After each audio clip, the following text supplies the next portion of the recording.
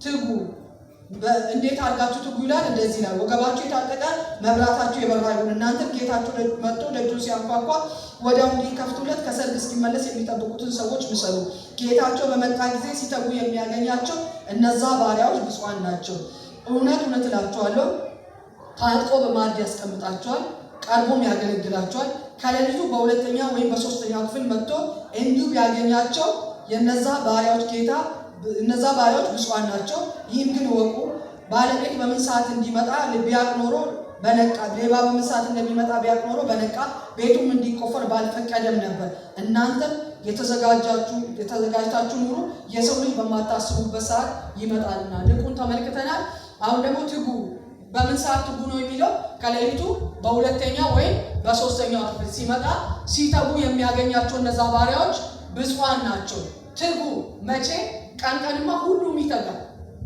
ትጉ የሚላቸው በምን ሰዓት ነው ከሌሊቱ በሁለተኛው ወይም በሶስተኛው ክፍል ሲመጣ ሲተጉ የሚያገኛቸው እነዛ ባሪያዎች ብፁዓን ናቸው ስለዚህ በሌሊት ሲተጉ የሚያገኛቸው ከሌሊቱ ሁለተኛውና ሶስተኛው ክፍል ምን ሰዓት ነው የሚባል ሰው የሚደክምበት ሰዓት ነው ሰው እንቅልፍ በጣም የሚያምረው ሰዓት ነው ሰው የሚተኛበት ሰዓት ነውና ሰው በሚተኛበት በዛ ሰዓት ላይ ሲተጉ የሚያገኛቸው እነዛ ባሪያዎች ብፁዓን ናቸው ይላል እዚህ ጋር በደንብ አስተውሉ ሲተጉ የሚያገኛቸው መቼ ሰው በተኛበት በዛ ሰዓት ወይም በእንቅልፉ ሰዓት በዛ ሰዓት ሲተጉ የሚያገኛቸው ሰው ድካምን በወደደበት መተኛትን በወደደበት ሰዓት ላይ መኝታቸውን ትቶ ሲተጉ የሚያገኛቸው እነዛ ብፁዓን ናቸው የነዛ ባሪያዎች ጌታ ይመጣና እንዲህ ሲያደርጉ ሲያገኛቸው ታጥቆ በማዕድ ያስቀምጥና ቀርቦ ያገለግላቸዋል በምን ሰዓት እንደሚመጣ ስለማታውቁ ግን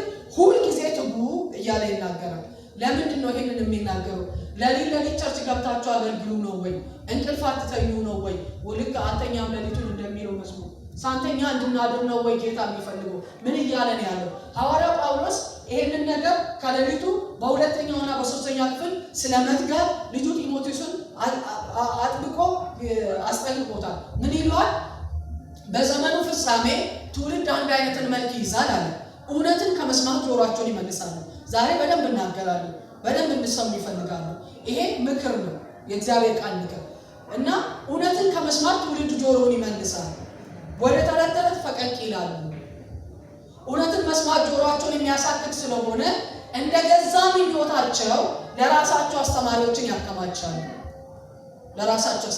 ያከማቻሉ ይሄ ነው የመኝታው ሰዓት ይሄ ነው ሌሊት እውነትን ከመስማት ጆሮአቸውን ይመልሱና ወደ ተረት ፈቀቅ ይላሉ እውነትን መስማት ጆሮአቸውን ያሳክካቸዋል እንደገዛ ምኞታቸው ደግሞ ምኞታቸውን የሚያገለግሉትን ሰዎች ለራሳቸው ያከማቻሉ ስለዚህ አንተ በዚያን ጊዜ ጽና የወንጌል ሰባኪነትን ስራ አድርግ አገልግሎትህን ፈጽም መከራን ተቀበል ትጋ እያለ ይሏል መቼ ትውልድ እንዲህ በሚሆንበት ጊዜ ኢየሱስ ክርስቶስ ጌታ ነው ትጋ የዛን ጊዜ ንቃ ይሄ የእንቅልፍ ሰዓት ነው አይደል ልክ ዘመናችን ያለበት ነው የሚመስለው ሰው አብዛኛውን ጊዜ ወደ ተረት ፈቀቅ ያለበት እኔ አሁን ይሄንን ለዘርዝሬ እንትናጋ ልላቸው ያስፈልገኝ በደንብ እናውቃለን እየኖርንበት ያለው ትውልድ እየኖርንበት ያለው ዘመን ስለሆነ ማለት ነውና ሰው የገዛ ምኞቱን ፈልጎ ወደ እግዚአብሔር ቤት የሚሄድበት ሰዓት ነው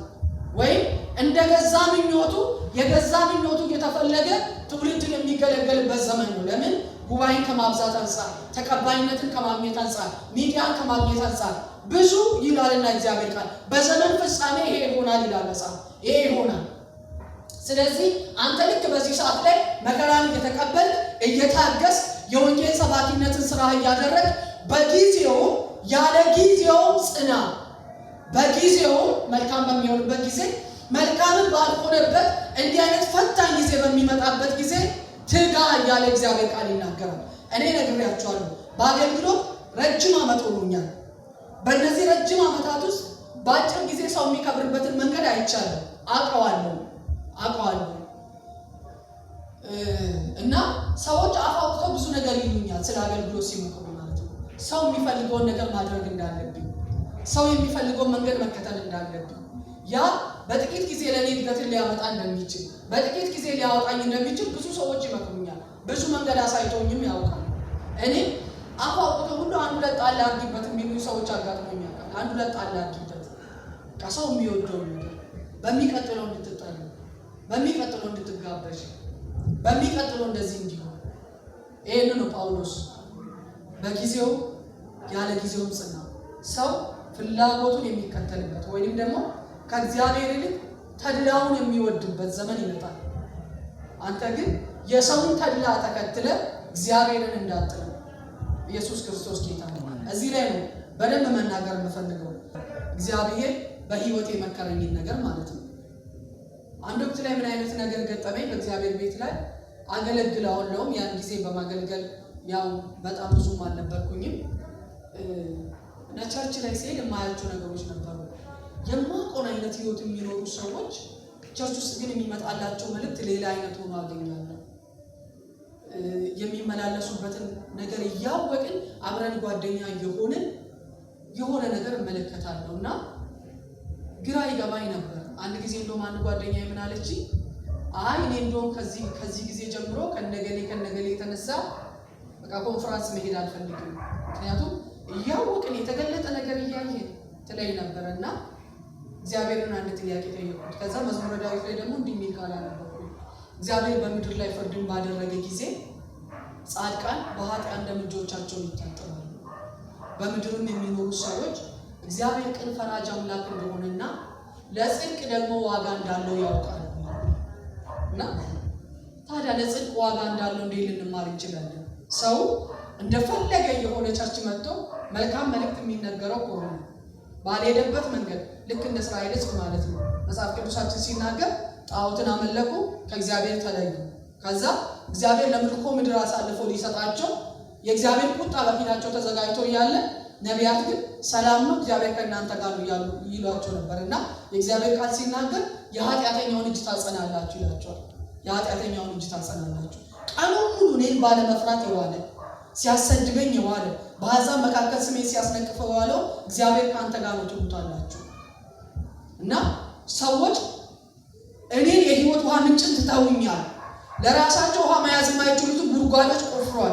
የራሳቸውን መንገድ ተከትሏል። እና ነቢያቶቻቸው በዛ መንገድ ይሄዱና እግዚአብሔር ከእናንተ ጋር ነው ይሏቸው ነበር። እግዚአብሔር ከእናንተ ጋር ነው ይሏቸው ነበር። እና ምን እንኳን ነው ታዲያ ጽድቅ ዋጋ ያለው? ኃጢአተኛውን ሰውዬ ጻድቅ ነህ አትለውም ይላል ሙሴ ሲናገር አይደል? ኃጢአተኛውን ከኃጢአት ተመለስና በህይወት ኑር ትለዋለህ እንጂ እግዚአብሔር ካንተ ጋር ነው በመንገድ ነው አትለውም አይልም። እግዚአብሔር አይልም። እጅን አያጸናም በክፉ መንገድ። እንደውም መጽሐፍ ሲናገር እንደዚህ ነው፣ እግዚአብሔር በክፉ ማንንም አይፈትንም። እንደውም እሱ ማንንም አይፈትንም። ሰው በገዛ ምኞቱ ሲሳብ በኃጢአት ይፈተናል። ኃጢአት ጸንሳ ሞትን ትወልዳለች። ምኞት ጸንሳ ኃጢአትን ትወልዳለች። ኃጢአት ደግሞ ሞትን ትወልዳለች። በዚህ አይነት ፈተና ማንንም እግዚአብሔር አይፈትንም። በዚህ መንገድም ደግሞ ስንሄድ እኔ ከእናንተ ጋር ነኝ አይለንም እግዚአብሔር። ከመንገዳችሁ ተመለሱና በህይወት ኑሩ ይለናል እንጂ። ስለዚህ የዘመን ፍጻሜ እንዲሆን የዘመን ፍጻሜ እንዲሆን ጌታ አንድ ቃል ሊነግረኝ ነበር።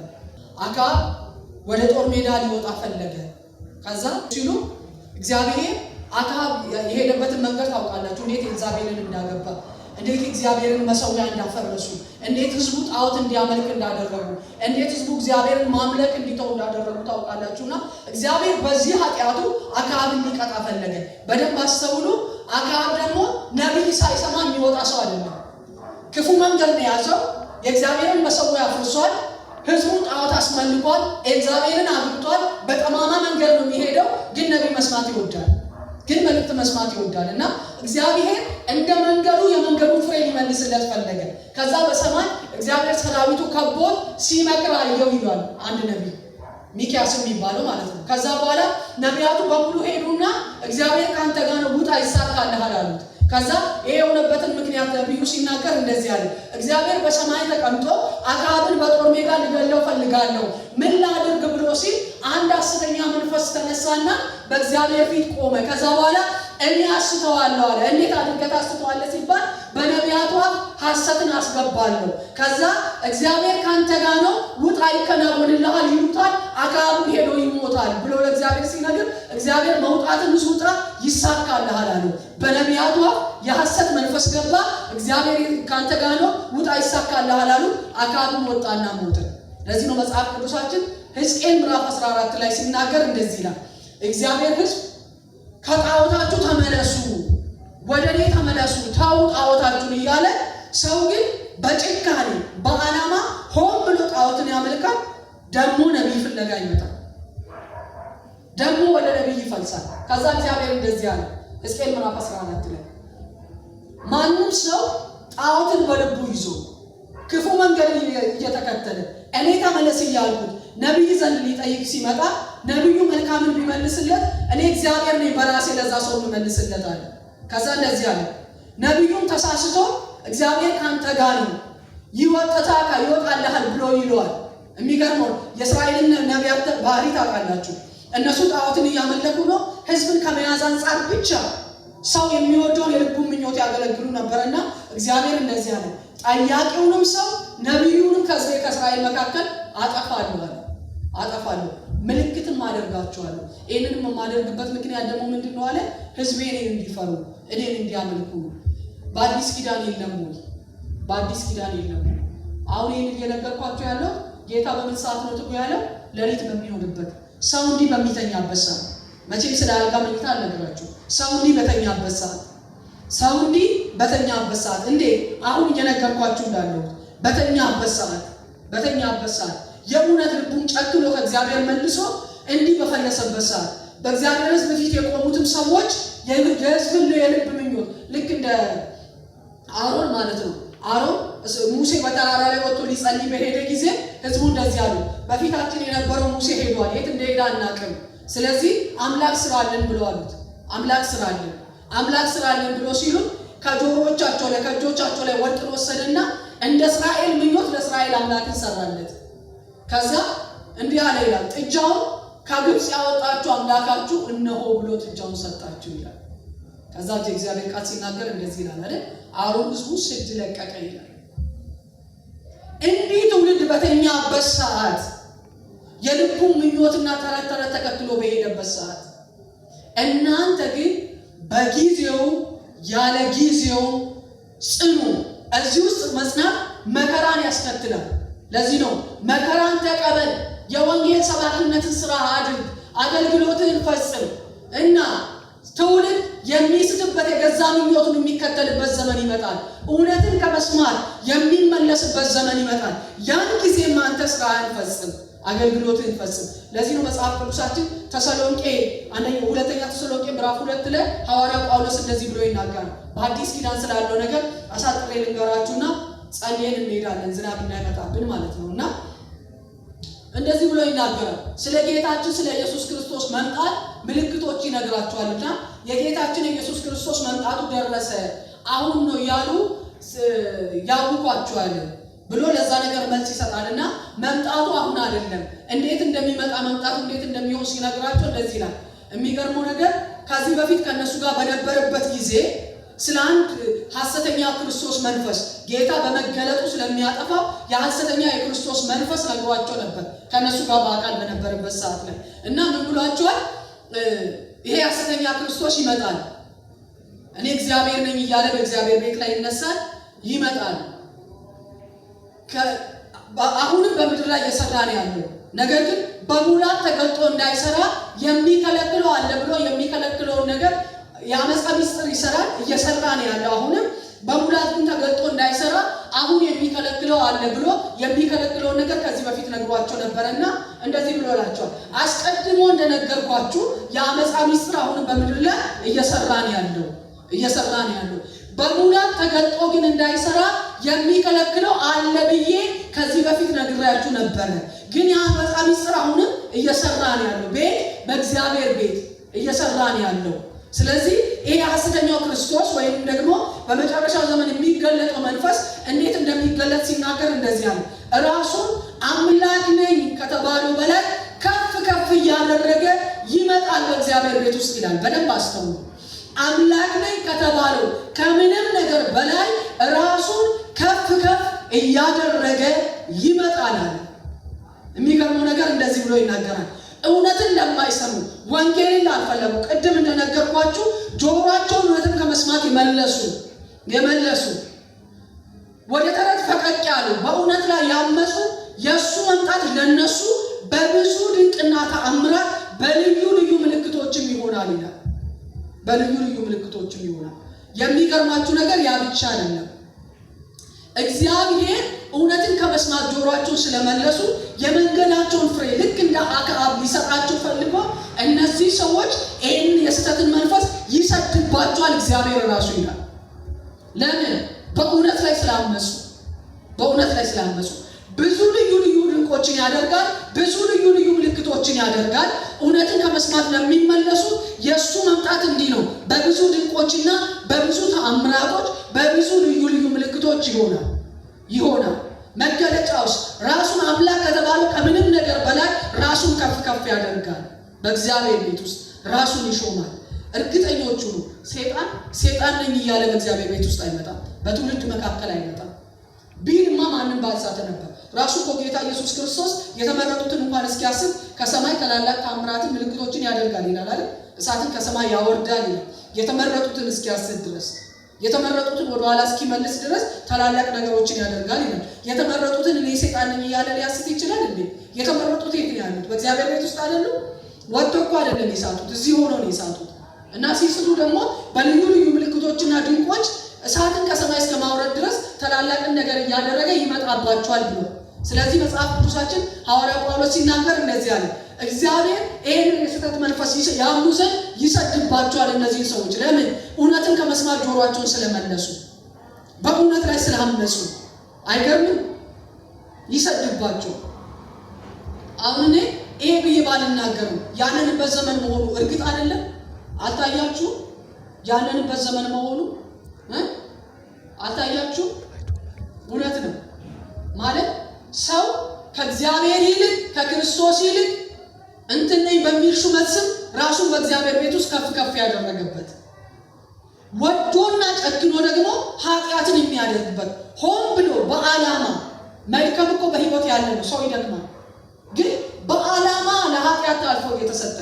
ለዚህ ነው መጽሐፍ ቅዱስ እኮ በመጨረሻው ዘመን ስለሚሆኑ ሐሰተኛ አስተማሪዎች፣ ሐሰተኛ ነቢያቶች ይመጣሉ ይልና መጽሐፍ ቅዱስ ሲናገር እንደዚህ ነው። በመዳራታቸው በሴሰኝነታቸው ይላል አይደል? ራሱ ጴጥሮስ በመዳራታቸው በሴሰኝነታቸው ብዙ ሰዎች ይከተሏቸዋል፣ እውነትን የሆነውን የእግዚአብሔርን መንገድ ያሰድባሉ ይላል። ከነሱ የተነሳ የእግዚአብሔር መንገድ ይሰደባል ይላል። ገንዘብን በመውደድ በሴሰኝነታቸው ሰው ይከተላቸዋል ይላል። ሴሰኞች ናቸው፣ ገንዘብ ወዳዶች ናቸው። በእንደዚህ አይነት ነገሮች እግዚአብሔርን ሕዝብ ይከባሉ ይላል። በሴሰኝነት፣ በገንዘብ ወዳድነት፣ በክፉ ድርጊት ይከቧቸዋል እያለ ይናገራል። እና የእውነት መንገድ ከነሱ የተነሳ ይሰደባል እያለ ይናገራል። ይሄ አይደለም ወይ ዘመኑ? አሁን እኮ ዓለም ጋር መሄድ አይደለም። እዚህ እግዚአብሔር ቤት ውስጥ በአመፃ መንገድ ሄዶ በቀላል የመክበሪያ መንገድ ቀላል፣ በቀላል የመክበሪያ መንገድ፣ በቀላል የመሾሚያ መንገድ ቀላል ሰው ወዶ ጨክኖ ኃጢአትን እያደረገ የእግዚአብሔርን መንገድ እያሰደበ። እውነት እላችኋለሁ ይሄ የእንቅልፉ ሰዓት ነው። ከሌሊቱ 2ኛውና 3ኛው ክፍል ልክ እንዲህ በሚሆንበት ሰዓት የእውነት የእግዚአብሔርን መንግስት እያገለገሉ ሲተጉ የሚያገኛቸው እነዛ ባሪያዎች ብፁዓን ናቸው። ሰው እንቅልፉን በተኛበት በዚህ ሰዓት ሲተጉ የሚያገኛቸው ብፁዓን ናቸው። ኢየሱስ ክርስቶስ ጌታ ነው። እውነትን እምቢ ብሎ የያዙ ብፁዓን ናቸው። በተከታይ ብዛት ሳይሆን፣ በድምፅ ብልጫ ብዛት ሳይሆን፣ ተድላቸውን ፈልጎ ሳይሆን፣ ክብራቸውን ፈልጎ ሳይሆን። ከዚህ በፊት ነግሬያቸዋለሁ። የመጀመሪያ ሳምንት ላይ መጽሐፍ ቅዱሳችን ሲናገር ጌታ ኢየሱስ ክርስቶስ ሲናገር እንደዚህ አለ፣ ከእናንተ ከብትን የሚጠብቅለት ወይም እርሻን የሚያርስለት ባሪያ ያለው ሰው ከእናንተ መካከል ማን ነው አለ። ባሪያው አርሶ ከእርሻው ሲመለስ ቅረብና እራቴን ስጠኝ ይለዋል እንጂ ተቀመጥና እራትን ብላ አስተናግድ ይለዋል ወይ? ጌታ እራቱን በልቶ እስኪጨርስ ድረስ ቆሞ ያገለግሏል። ቆሞ አገልግለኝ ይለዋል፣ ቆሞ ያገለግሏል። በልቶ ሲጨርስ ከዛ በኋላ ነው የሚበላው ባሪያው። እና ባሪያው እንደዚህ ሲያደርግለት ጌታ ባሪያዬ ሆይ ይህን ስላደረግልኝ አመሰግናለሁ ይለዋል ወይ? ስለዚህ የታዘዛችሁትን ሁሉ ነገር በፈጸማችሁ ጊዜ የማንጠቅም ባሪያዎች ነን፣ ልናደርገው የተገባንን ነገር አድርገናል በሉ ነው የሚለው እግዚአብሔር ቃል። በሉ ነው የሚለው። ስለዚህ የእግዚአብሔርን ባሪያዎች እና ሐዋርያው ጳውሎስ የእግዚአብሔርን ሕዝብ አገልግለው አለፉ እንጂ ጌታና ሹም ሆኖ በእግዚአብሔር ቤት ላይ በእግዚአብሔር ሕዝብ ላይ ራሳቸውን ከፍ ከፍ እያደረጉ ክፉ መንገድን ለትውልድ እያስተማሩ በጭካኔ እየሄዱ አላለፉ። ለዚህ ነው እኛን እንደ ምሳሌ እንሁንላችሁ ብሎ የተናገሩት። ኢየሱስ ክርስቶስ ጌታ ነው። ስለዚህ እውነት እነግራችኋለሁ፣ ልክ በዚህ ሰዓት ሲተጉ የሚያገኛቸው እነዛ ባሪያዎች ብፁዓን ናቸው። ዕብራውያን ምዕራፍ 12 መጨረሻ ቁጥር ላይ ያለውን ቃል ልጨምርላችሁና እጨርሳለሁ። የእግዚአብሔር ቃል ሲናገር እንደዚህ ነው። ዕብራውያን ምዕራፍ 12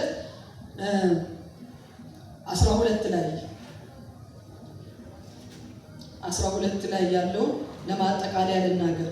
በደንብ የሚጠቅማችሁ የጌታ ምክር ነው እየነገርኳቸው ያለሁት። እንደዚህ ነው፣ ለሚናገሩ እምቢ እንዳትሉ ተጠንቀቁ። እነዚያ በምድር ላስረዳቸው እምቢ ባሉ ጊዜ ካላመለጡ ከሰማይ ከመጣው ፈቀቅ የምንል እኛ እንዴት እናመልጣለን? በዚያን ጊዜ ድምፁ ምድርን አናወጠ። አሁን ግን አንድ ጊዜ ደግሜ እኔ ሰማይንና ምድርን አናውጣለሁ እንጂ ምድርን ብቻ አይደለም ብሎ ተስፋ ሰጥቷልና።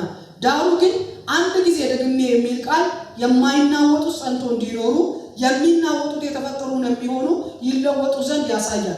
ስለዚህ የማይናወጥ መንግስት ስለምንቀበል በማክበርና በፍርሃት እግዚአብሔርን ደስ እያሰኘን የምናመልክበትን ጸጋ እንያዝ። አምላካችን በእውነት የሚያጠፋ እሳት ነውና። እደግመዋለሁ። ስለዚህ የማይናወጥን መንግስት ስለምንቀበል በማክበርና በፍርሃት እግዚአብሔርን ደስ እያሰኘን የምናመልክበትን ጸጋ እንያዝ። አምላካችን በእውነት የሚያጠፋ እሳት ነውና። ምን እያለ ይናገራል? ስለ እስራኤል ሕዝብ ነው የሚያወራውና ከሰማይ ከመጣላቸው ከእግዚአብሔር ድምፅ ፈቀቅ አሉ ይላል እና ድምፁ ምድርን አናወጠ። እግዚአብሔር ሲናገር ተራራውን አናወጠ፣ ምድርን አናወጠ። በዛ ድምፅ ግን አልጸኑ፣ የሰሙትን ድምፅ ችላ አሉ፣ አላመለጡም ይላል። በእናንተ ጊዜ ግን በአዲስ ኪዳን ድምፅ አይደለም የመጣላችሁ፣ ከሰማይ ራሱ ኢየሱስ ነው የመጣላችሁ፣ ራሱ አምላክ ነው የመጣላችሁ፣ ድምፅ አላከላችሁ። ስለዚህ እነዛ ለሰሙት ድምፅ ሳይታዘዙ ካላመለጡ እናንተ ከሰማይ ከመጣው ከእግዚአብሔር ልጅ ከክርስቶስ ኢየሱስ ፈቀቅ የምትሉ እንዴት ታመልጣላችሁ ይላል። አይገርም? እንዴት ታመልጣላችሁ? እግዚአብሔር አንድ ተስፋ ሰጠ ይላል። በደንብ አስተውሉ። እግዚአብሔር አንድ ተስፋ ሰጠ። ያን ጊዜ ለሕዝቡ ድምፁን በላከ ጊዜ ምድር ተናውጣ ነበር። አሁን ግን አንድ ተስፋን ሰጥቷል። ምድርን ብቻ ሳይሆን ሰማይንም ምድርንም አናውጣለሁ የሚል ተስፋ ሰጥቷል። አይገርም? አይገርም? ማናወጥ ተስፋ ሲሆን ተስፋ ሰጥቷል።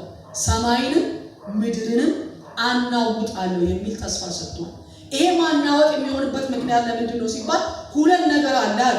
የሚናወጥ ነገር አለ፣ የማይናወጥ ነገር አለ። የሚናወጥ ለመናወጥ የተፈጠረ ነገር አለ፣ ለመጥፋት የተፈጠረ ነገር አለ። የማይጠፋ ጸንቶ ደግሞ የሚኖር ነገር አለ። ኢየሱስ ጌታ ነው። በደንብ ከኔ ጋር ናችሁ አይደል? ሁለት ነገሮች አሉ። ስለዚህ ይሄ ተስፋ አንድ ነገር ያደርግልናል ይላል። ሲናወጥ ልክ ሰማይና ምድር ሲናወጥ በዛን ጊዜ ለመናወጥ የተፈጠሩ ለመጥፋት የተፈጠሩ ይጠፋሉ። ጸንቶ የሚኖረው ደግሞ ጸንቶ ይኖራል። ስለዚህ ይሄ ማናወጥ ልዩነትን ያደርጋል በሚጠፋውና በማይጠፋው መካከል፣ በሚናወጠውና በማይናወጠው መካከል ልዩነትን የሚያደርግ አንድ እግዚአብሔር የማናወጥ ተስፋ ከፊት ለፊታችን አለ ይላል። ተስፋ ሰጥቶናል እግዚአብሔር። ለምን? ለማናወጥ። ስለዚህ ይሄ የሚጠፋውንና የማይጠፋውን የሚጸናውንና የማይጸናውን የሚለይልን ማናወጥ ከፊት ለፊታችን አለ። ስለዚህ ጽኑ እናንተ የማይናወጥን መንግስትን የምትቀበሉት። ስለዚህ የማይናወጥ የዘላለምን መንግስት የምትቀበሉ እናንተ ከሚናወጡትና ከሚጠፉት ወገን እንዳትሆኑ በማክበር በፍርሃት እግዚአብሔርን ደስ እያሰኛችሁ እርሱን የምታመልኩበትን ጸጋ ያዙ። ካለበለዛስ ከሚናወጡትና ከሚጠፉት ጋር ናችሁ። ለምን? እስራኤል ለዛ ድምፅ እምቢ ብሎ ነው ያላመለጠው። እናንተ ራሱ አምላክ ነው ከሰማይ መጣላችሁ። ስለዚህ ከሰማይ ከመጣላችሁ ፈቀቅ እያላችሁ ከሆነ እግዚአብሔር አንድ ተስፋ ሰጥቷል ለማናወጥ። የዛን ጊዜ ተናውጠው ከሚጠፉ ጋር ትጠፋላችሁ። የማይናወጥ መንግስት መቀበል የሚፈልግ ሰው በመካከላችሁ ቢኖር ግን አንድ ነገር ያደርግ። የማይናወጥን መንግስት የሚቀበሉት የማይናወጡት ከጸናው ጋር ጸንቶ የሚያልፉት እነማን ናቸው ሲባል እግዚአብሔርን ደስ እያሰኙ እግዚአብሔርን እያከበሩና እግዚአብሔርን እየፈሩ የሚያመልኩ እነዛ የማይናወጥን መንግስት ከሚቀበሉት ከጸኑቱ ጋር አብረው ይጸናሉ። ካለበለዚያስ ከሚጠፋው ጋር ይጠፋሉ። እግዚአብሔር የሚባል እሳት ነው። ለማናወጥ ተስፋ ሰጥቷል። አይመስልም? አሁን ሁሉ ነገር መደዳውን ሲሄድ ጽድቅ ዋጋ እንደሌለው አይመስልም? ግን የሚፈርድ አምላክ እንደሌለ አንድ ሰው እንደዚህ ይላል። ቃሉ ጥሩ አይሆን ይቅርታ ጠይቃለሁ። አይነጋ መስሏት ባልዲ ሙሉ ሸናች፣ አይነጋም ብላ ለሊቱን ሙሉ ሲሸና አደረች። ሲነጋሽ እንኳን ማን ያዳፋት? ከማጋ ትጥፋ? አይነጋም ብላ ነው ያን ሁሉ ያደረገችው። እርግጥ ነው እግዚአብሔር ለማናወጥ ተስፋ ሰጥቷል። አምላክ የሚባል እሳትም ጭምር ነው። እግዚአብሔር የሚፈርድ አምላክ ነው። አሁን ግን ይመስላል ሰው ሲተኛ። ለዚህ እኮ ነው ሕዝቅኤል ምዕራፍ 8 ላይ እግዚአብሔር ቃል ሲናገር እንደዚህ ያለ እናንተ ሕዝቤ እስራኤል ከመቅደሴ ያርቁኝ ዘንድ የሚያደርጉትን ነገር አሳይሃለሁ ብሎ እግዚአብሔር ሕዝቅኤልን በመንፈስ ኢየሩሳሌም ወዳለው መቅደስ ወሰደ። ሲወስደኝ አለ ጣዖት በግድግዳው ላይ ተስሏል አለ። ቅናትን የሚያነሳሳ ጣዖት ደግሞ ከመድረኩ አጠገብ ተቀምጧል አለ። ካህናቱ ሳያፍሩ ለነዛ መስዋዕቶች ዕጣን ያቀርባሉ፣ ዕጣን ያጨሳሉ፣ ያመልካሉ።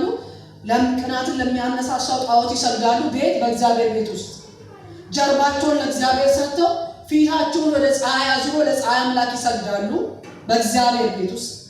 ከዛ እንደዚህ አለ እግዚአብሔር በስውር የሚሰራው ነገር አይንም ብለዋል። እግዚአብሔር ምድሪቱን ትቷል ብለዋል። ፍርድ የለም ብለዋል።